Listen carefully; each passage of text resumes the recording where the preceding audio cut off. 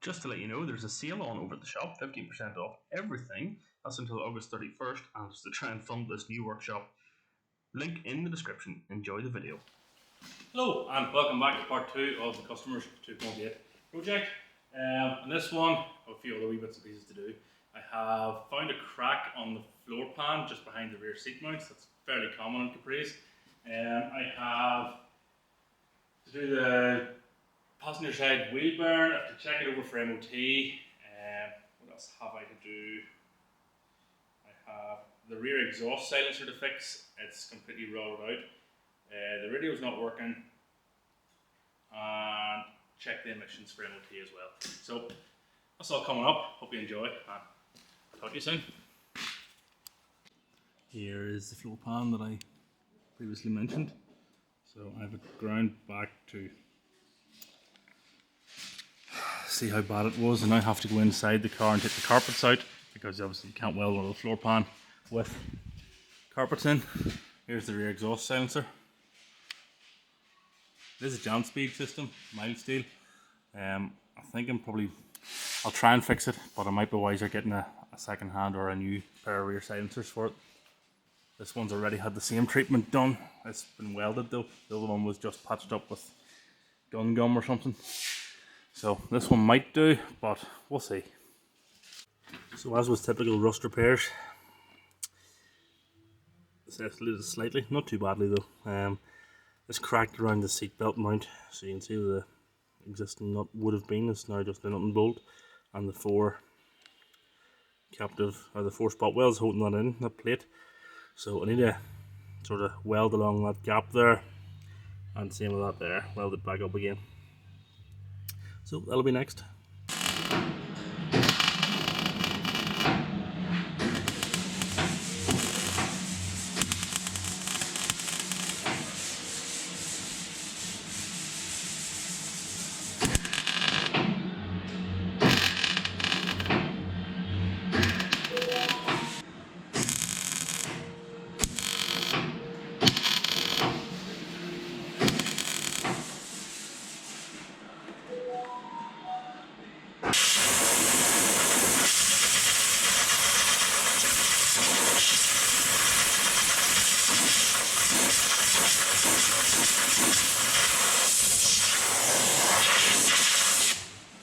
So I have this primer. It's called Rust Neutralizing Primer from MDS Europe.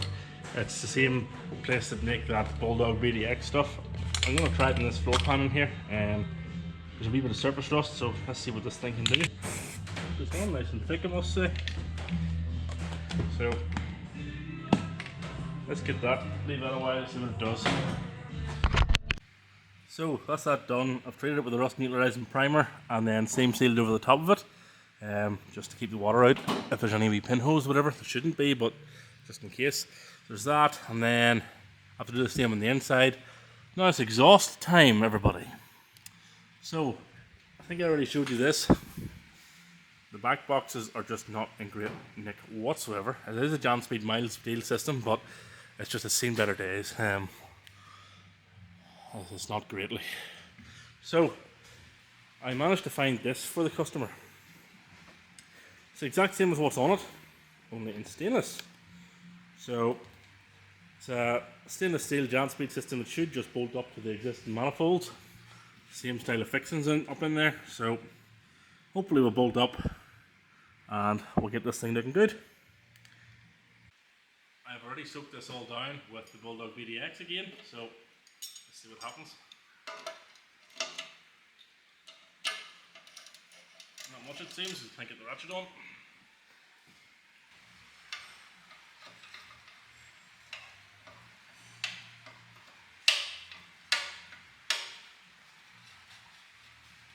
That is good gear.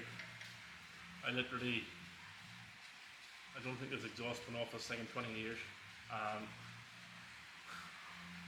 Literally soaked that 2 or 3 times this afternoon when I was walking past, and it came off by hand, not even having to hold the other side of the nut. Let's see if this side comes up the same.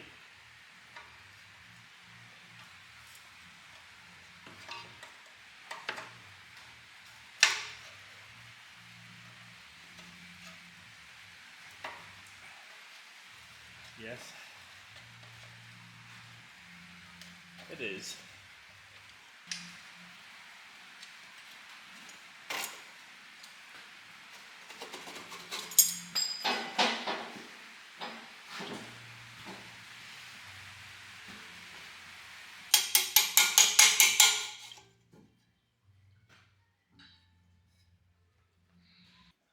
Let's get on with taking the rest of this off now.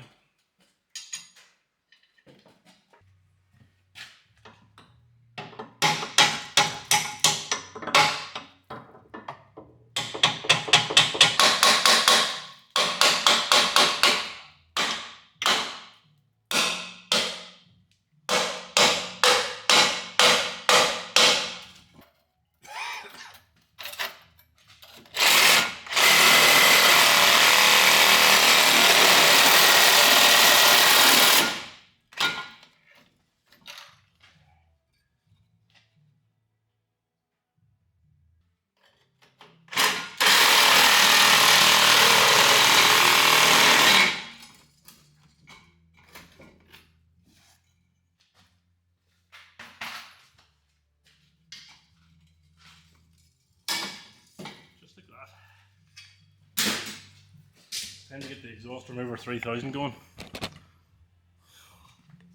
Here, hammer.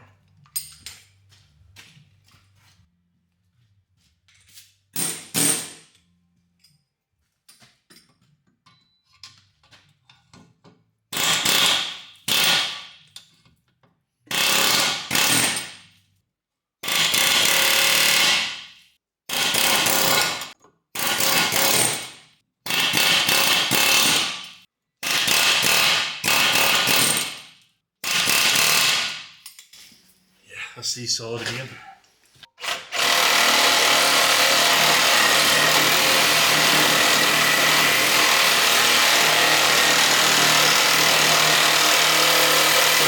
Come on.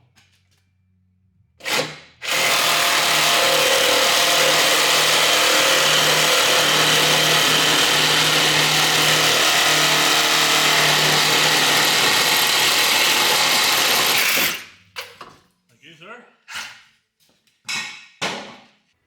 So, time to get these new exhausts on. You can see there, hopefully, it's very dark in there, I do apologise.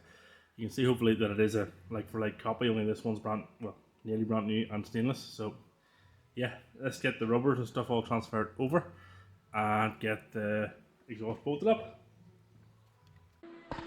So, it's hard to video and hold this whenever, yeah, it's not handy. So I've got the front section / mid section on. I need to transfer the back box hangers things over off the back boxes on the old system onto the new boxes and then fit those. So, stainless system installed. It's a lovely exhaust that, and it made my life an awful lot easier instead of having to weld and cut rusty oil steel. So that's it all on, new sealing rings and stuff fitted at the front, and yeah, very pleased with that. So, have you ever had an issue with a Ford Capri that the temperature gauge and the fuel gauge go to the top? They're erratic, they don't know what they're doing, all over the place. I think I have the fix for you, and it should only cost you a couple of pence to fix. It does involve a bit of labour, I'm not going to lie, but basically you need to take the dash cluster out altogether. So make sure you take the battery terminal off first, because the back of the dash trace is live at all times. Going to need self-tappers out and a 14mm spanner for the oil pressure pipe. But no special tools are required. It can all be done with a bit of patience and bad language. So this is what you get on the back of the dash cluster if you've never seen one before. Now would be a good time if you have any of these bulbs out as well to change those. They just should pop out. I'll take it out in a minute. But so this is what you get whenever you take the dash cluster out. This is the back of it. These are the dash traces that I was talking about, and they are live at all times. Whenever you have, they're permanent live basically, even if the ignition's off and you strike that off the dash frame on the way out, it will arc, short, do all that carry on.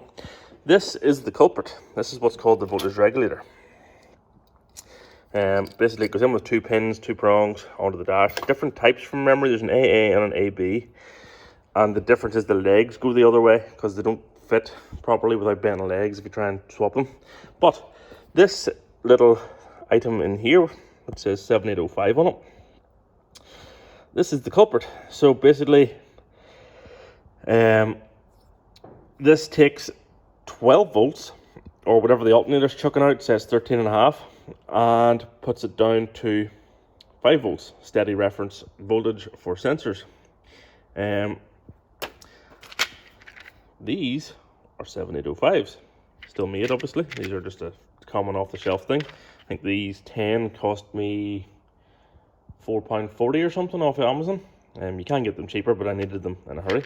So 44p each. And to do that, you can see in here there's a rivet holding this one on to the voltage regulator. So I'm going to drill that out and desolder the 2 legs from this end of it here as well, and we shall go from there. So whenever you drill that rivet out in there, fold your old voltage regulator up on the 3 pins. This should come out and give you access to the actual voltage regulator. Now note that the middle pin in the standard configuration isn't used. You can't really see it there, I don't think, because I've bent it a little bit. But yeah, the middle pin isn't used, so on the new one we just cut the middle pin off and solder the 2 new legs onto the existing points there, and hopefully that is good to go. Okay, ignore the very poor soldering skills, but it's now soldered on the new one, which means that I should be able to set this back down in. Then I'll bend the thing back down on top, put a nut and a bolt through it, and call it a day. So that's it all bolted to get back together with a nice wee bolt. Kind of reinstall it and see what it does. So that's it all put back together inside the car. Now before this was reading about 8 point something volts, 8.3 volts. We're now in 4.93, so that is the regulator working as it should. Hopefully that'll fix the issues. So part of this job is check it over for MOT. Whenever I was doing that, I found that this wheel bearing had a bit of play in it, front passenger side. So it is now obviously stripped down, wheel off, the cage and everything off, and split pin and all out. I've nipped it up slightly, and I'm going to put it back together, check it's not binding or anything, check the wheel again to see if it's tightened it up, and go from there. So that's it all checked, all good. I have packed in more grease in around the bearing, topped up the cap, and we'll get it on here.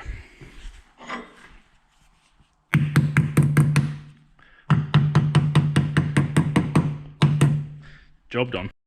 So whenever you're checking a wheel bearing, obviously it's in, out, top and bottom. I've only got one hand currently, but there's no movement in it. I've checked it with both hands and it's not binding. The only thing it's rubbing there is the discs and the pads, so all good, no movement. So I can check that off the list, and there's not much else to go. I have invested, let's say, in some retro garage equipment. What have we got?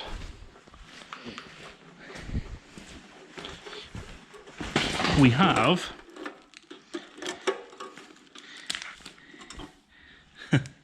a Blue Point digital gas analyzer. This is able to help me set emissions on classic cars now, thankfully. It was sold to me as working. It's a real retro classic thing, but having used this exact model before of a friend, I know it's good and it's reliable and it works. It comes with spare filters, and you can still get the parts off the Snap-on man if you need them. So yes, not right now, I'm not going to do it tonight, but it'll come up probably next, setting the emissions in this thing, the next time I'm down. So here's my new purchase. It's an old Blue Point digital gas analyzer. Basically you have to leave it running for 10-15 minutes and free air, what I call it, free air, no fumes, to let it sort of settle and calibrate itself. And then you zero it using this knob here, I believe. I'm not going to touch it right down just yet. I'll let it run for a bit, then let it zero itself, and we'll see what this puppy's putting out. So we're sitting at a very healthy 2.2%. We're allowed 4.5 for MOT standards. That's actually dropping as well as it's warming up and coming off the warm-up regulator. So, I can't remember where we got to. It's been a few weeks off this thing, to be honest. I haven't been well. This, that and the other. The sun hasn't been well. So, we're back on it now. It is ready for MOT. The MOT is booked for a couple of days' time. I don't have any fear that it will I don't have any fear that it will fail, hopefully. It should go straight through.